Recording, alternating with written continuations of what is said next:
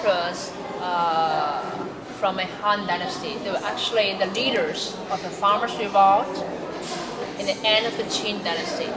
So they saw what happened with for the two emperors in the Qin dynasty. They knew they could not treat people that bad. They could not give people too much severe penalties with a very strict policy. So the emperors of the Han dynasty, they began to adopt the basic idea of the Taoism. You know, Taoism is a real Chinese religion. The basic idea of the Taoism is that everything has its own way. Don't do anything too aggressively. Let it go by itself and close to nature, and let everything just going further by itself. And this is the best way. This is the best way.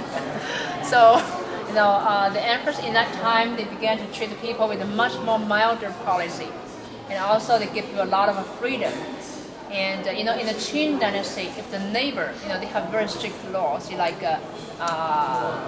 It's kind of a neighborhood policy, very strict, because each village they have many people live together, right?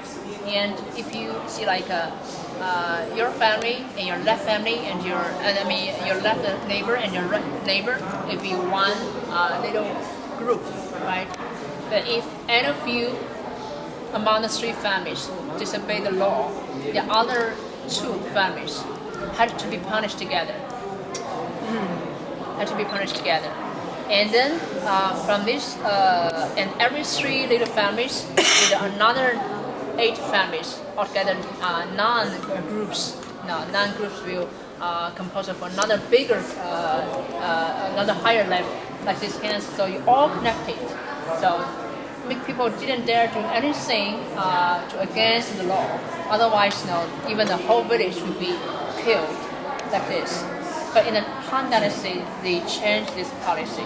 You have to be responsible for yourself, but you're responsible to report something if you see, if they have any evidence to prove you have seen the bad things and you didn't report to the government, and then you're responsible.